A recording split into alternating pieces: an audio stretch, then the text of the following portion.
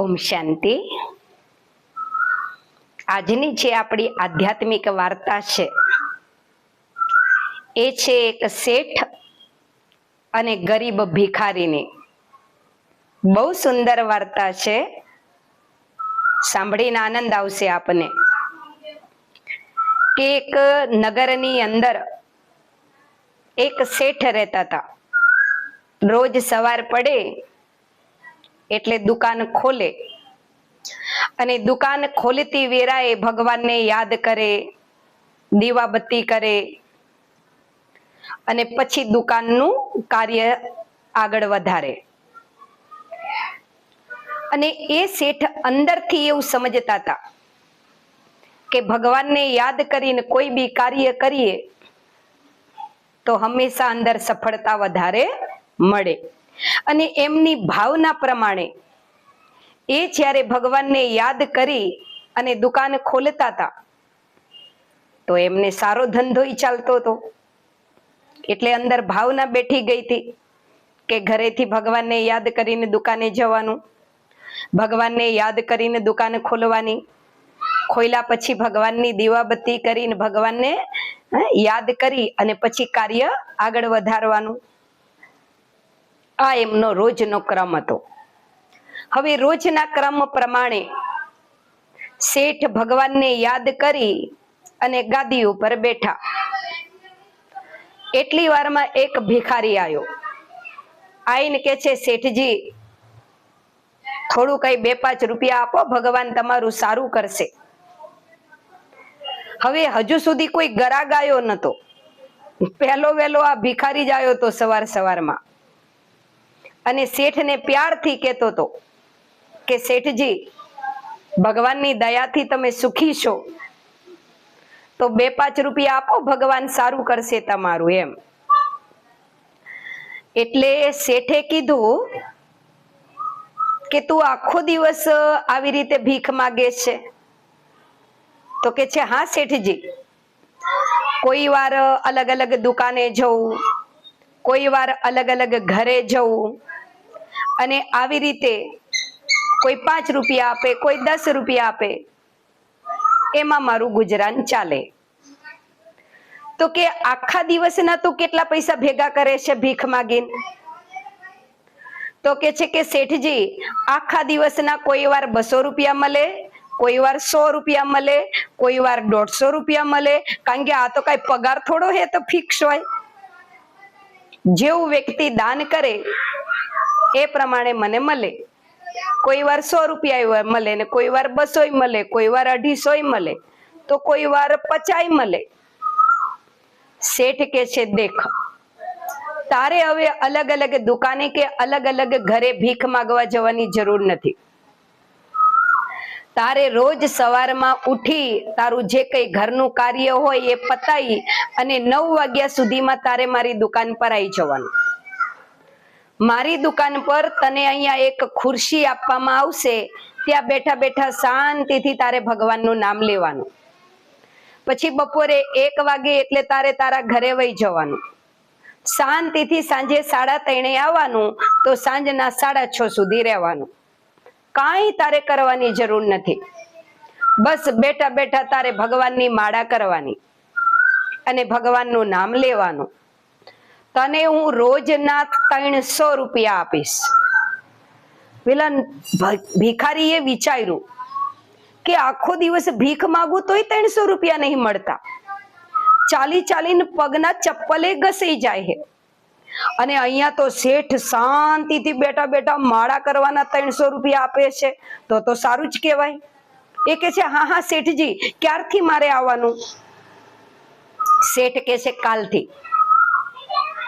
કાલ સવારથી તમે આવી જજો અને તમને અહીંયા એક ખુરશી દુકાન પાસે આપવામાં આવશે, ત્યાં બેઠા બેઠા તમારે શાંતિથી માળા કરવાની, બીજું કોઈ કામ કરવાનું નહીં। બપોરે ઇન્ટર પડશે પછી ફરી પાછું તમારે 3 વાગે આવી જવાનું। તો કે છે, ભલે। બીજે દી સવાર પડી એટલે પેલા ભિખારીને તો આનંદનો પાર નતો। એ તો જલ્દી જલ્દી તૈયાર થઈને શેઠના કીધા પ્રમાણે 9 વાગ્યા એટલે આવી ગયો દુકાન પર। શેઠે પેલા નોકરને કીધું કે એને ખુરશી આપો દુકાન આગળ બેસવાની. ખુરશી આપી. બેઠો બેઠો પેલો ભિખારીને માળા આપી એટલે બેઠો બેઠો માળા કરવા લાગ્યો. એમ કરતા કરતા બપોરનો 1 વાગ્યો એટલે શેઠે કીધું કે હવે તમે શાંતિથી ઘરે જાઓ, તમ તારે 3 વાગ્યે આવજો, 3 થી 3:30 સુધીમાં આવી જજો. તો કે છે ભલે. ઘરે ગયો, ખાધું, થોડી વાર આરામ કર્યો, જમીન, અને ફરી 3 3:30 થયા એટલે આવી ગયો. બેઠા બેઠા ખુરશીમાં માળા કરવા લાગ્યો. સાંજે 6:30 થયા એટલે શેઠે કીધું કે હવે તમે તમારા ઘરે જઈ શકો છો, આલો આ તમારા આખા દિવસના 300 રૂપિયા. હવે જેવા શેઠે આખા દિવસના 300 રૂપિયા આપ્યા, પેલા ભિખારીના હાથમાં 300 આયા ને એને તો ખુશીનો પાર ન રહ્યો. કે છે આજ તો કોઈ મહેનત કરી નથી, ઘરે ઘરે ગલીએ ગલીએ ફરવું નથી પડ્યું અને 300 રૂપિયા મળી ગયા. બીજે દિવસ થયો, બીજે દિવસે ટાઈમસર આવી ગયો ભિખારી અને સવારથી સાંજ સુધી શેઠના કીધા પ્રમાણે રહ્યો. તો બીજે દિવસે શેઠે એને 300 આપ્યા. ત્રીજો દિવસ થયો, ત્રીજે દિવસે ભિખારી આવી ગયો.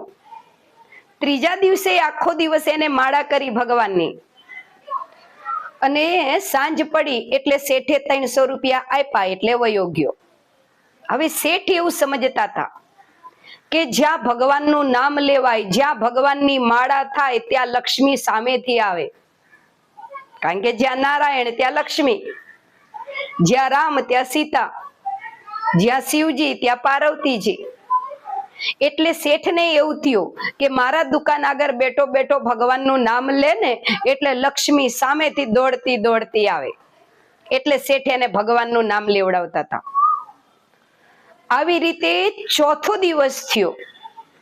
ચોથા દિવસના 9 વાગ્યા, 10 વાગ્યા, ભિખારી આવ્યો નહીં. શેઠને વિચાર આવ્યો કે કેમ આજે નહીં આવ્યો હોય, કદાચ કઈક કામ આવી ગયું હશે ને, તો બપોર પછી આવશે એમ. આ તો બપોર પછી એ ના આવ્યો. એટલે શેઠને વિચાર આવ્યો કે આ આવ્યો કેમ નહીં. બીજો દિવસ થયો, બીજા દિવસે ના આવ્યો. આખો દી શેઠે રાહ જોઈ તોય ના આવ્યો. આમ નામ 4-5 દી વીતી ગયા પણ ભિખારી આવતો જ નતો શેઠની દુકાને.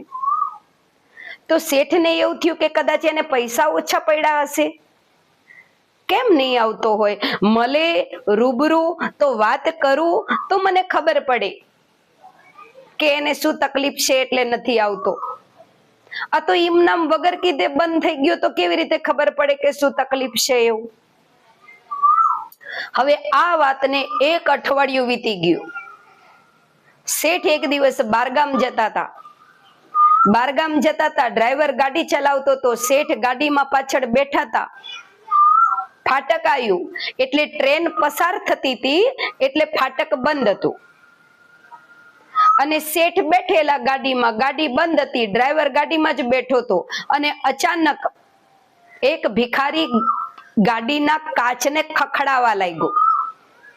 શેઠે જોયું તો શેઠ ઓળખી ગયા કે આ તો એ જ ભિખારી છે જે મારી દુકાને રોજ આવતો હતો. શેઠે તરત ગાડીનો કાચ ખોલ્યો અને પેલા ભિખારીને પૂછ્યું તારી તબિયત સારી છે ભાઈ? પેલો ભિખારી એ શેઠને ઓળખી ગયો. હવે શેઠે સામેથી બોલાયો એટલે વ્યવસ્થિત વાત તો કરવી પડે. એ કે છે હા હા શેઠજી સારી છે તબિયત. તો કે છે તું કેમ આવતો નથી મારી દુકાને? તને 300 રૂપિયા ઓછા પડ્યા તો તમ તારે હું 400 રૂપિયા આપીશ. હું તો તારી રાહ જોતો તો. મને એવું થયું કે તારે કઈક કામ આવ્યું હશે એટલે તું નહીં આવ્યો હોય, પણ તું તો 2 દી 3 દી 4 દી થયા તોય ના આવ્યો. તો કે મને એવું થયું કે તું બીમાર પડી ગયો હશે, કેમ આવતો નહીં. મને તો અલગ અલગ વિચારો આવતા હતા કે બીમાર પડી ગયો હશે, પૈસા ઓછા પડતા હશે, શું થયું તું કેમ નતો આવતો ભગવાનનું નામ લેવા મારી દુકાને? જો તને 300 રૂપિયા ઓછા પડતા હોય ને તો હું તને 400 રૂપિયા આપું, પણ તું બોલ કેમ નતો આવતો તું? એ કે છે જુઓ શેઠજી, જ્યારે તમે મને એવું કીધું ને કે મારી દુકાને બેઠા બેઠા તારે ખાલી ભગવાનનું નામ જ લેવાનું છે, બીજું કાંઈ કામ કરવાનું નથી, તો મને ખુશીનો પાર નતો. મને એવું થયું કે ચલો બેટા બેટા ભગવાનનું નામ જ લેવાનું હે ને, એ તો સારું, દુકાને દુકાને ઘરે ઘરે રોડ ઉપર રેખડા કરતા. પણ શેઠજી જ્યારે એક જ જગ્યાએ બેસીને રામ રામ રામ કર કર કરવું પડતું હતું ને, તો મને તો એક દી સારું લાગ્યું, પછી બીજે દી બહુ નતું ગમતું. અને શેઠજી હું તો ત્રીજે દિવસે આવ્યો તો ને, તો મને તો એવો કંટાળો આવતો તો ને રામ નામ કરવાનો, રામનું નામ લેવાનો. મેં તો ચોથે દિવસથી નક્કી કર્યું કે આ એક જગ્યાએ માળા કરીને બેહીને 300 મળે, એના કરતા દુકાને દુકાને ફરીને ઘરે ઘરે ફરીને આ 100-150 મળે છે ની બરોબર છે. આ એક જગ્યાએ બેહીને જે ભગવાનનું નામ લેવાનું હોય એમાં તો એવો કંટાળો આવે છે ને શેઠજી, બહુ કંટાળો આવતો તો મને એક જગ્યાએ બેહીને ભગવાનનું નામ લેવાનો. એના કરતા શેઠજી માફ કરો મને, હું હે ને આ ભીખ માગીને જે ખાઈ રહ્યો હું ની બરોબર હે, મારે તમારી દુકાને ભગવાનનું નામ લેવા આવું નહીં. શેઠજી કે ભલે જેવી તારી ઈચ્છા, પરાણે તો તને લઈ ન જવાય. શેઠજી એના રસ્તે ચાલતા થયા, ભિખારી એના રસ્તે ચાલતો થયો. દેખો આ વાર્તાનો સાર શું છે? આ વાર્તાનો સાર એ છે કે મનુષ્યને બધું ગમે છે. એને કોઈ બી કાર્ય તમે કરાવો, એને બધું ગમે છે. મજૂરી કરવી ગમે છે, નોકરી કરવી ગમે છે, ધંધો કરવો ગમે છે, ફરવા જવું ગમે છે, સારું સારું ખાવું ગમે છે, મિત્રો જોડે બેસવું ગમે છે, એને ટીવી જોવી ગમે, મોબાઈલ જોવો ગમે. પણ મનુષ્યને જો તમે ભગવાનનું નામ લેવા બેસાડો તો એને ગમતું નહીં. દરેક વસ્તુમાં એને ઇન્ટરેસ્ટ પડે છે. મિત્રો જોડે બેસવામાં, મોબાઈલ જોવામાં, ટીવી જોવામાં, ધંધો કરવામાં, નોકરી કરવામાં ઇન્ટરેસ્ટ છે. પણ જો તમે એને એક સ્થાને બેસી અને પરમાત્માનું ધ્યાન કરવાનું કહો તો એને પસંદ નહીં. કેમ પસંદ નહીં? એ ભગવાનના ધ્યાનના મહત્વને જાણતો નથી કે હું એક જગ્યાએ જ્યારે બેસી અને પરમાત્માનું ધ્યાન કરું તો એમાં મને શું ફાયદો થાય છે. દિવસ દરમિયાન આખો દિવસ મનુષ્ય જે કઈ કાર્ય વ્યવહાર કરે છે, નોકરી કરો છો, ધંધો કરો છો, બિઝનેસ કરો છો, જે કઈ કરો છો, એનાથી તમે 1 બંગલો બનાવ્યો, 2 બંગલો બનાવ્યો, 2-4 ગાડી લાયા, બેંક બેલેન્સ કર્યું, ફેસિલિટીથી જીવન જીવ્યા, એને ગમે એટલું ધન વૈભવ સાધન સામગ્રી ભેગી કરી, પણ એક દિવસે જ્યારે આ દેહમાંથી આત્મા નીકળશે ત્યારે એ બધું અહીંયા ને અહીંયા રહેશે. ગાડી, બંગલો, પૈસા, નોકર, ચાકર, પરિવાર, સંપત્તિ, એકલી આત્મા દેહમાંથી ત્યાગ કરીને જાય છે. એ સમયે એની પાસે શું જાય છે? જન્મથી મૃત્યુ સુધી જીવન દરમિયાન એને જે ઈશ્વરનું ધ્યાન કર્યું છે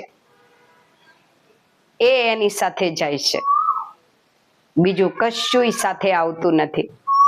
આપણા કરેલા પાપ, આપણું કરેલું પુણ્ય અને આપણે જે કઈ ઈશ્વરનું સ્મરણ કર્યું છે એ આપણી સાથે જાય છે, બાકીનું બધું અહીંયા જ રહેશે. તો વાર્તાના સારમાં તો અમે તમને બેનોને એ જ સમજાવવા માંગીએ છીએ, ભાઈઓ બહેનોને, કે કરો, બધું કરો, નોકરી કરો, ધંધો કરો, બિઝનેસ કરો, ઘર ચલાવો, કોઈ વાર ઈચ્છા પડી તો ટીવી જોવો, મોબાઈલ જોવો, સારું બનાવીને ખાઓ, પણ રોજના 24 કલાક છે ને દિવસના, 23 કલાક દિલને જે ઈચ્છા પડે એ કરો, મનને જે ઈચ્છા પડે એ કરો 23 કલાક. પણ 1 કલાક એવો રાખો કે જેમાં થોડી આત્માની કમાણી થાય અને મૃત્યુ બાદ એ કમાણી આપણી સાથે આવે.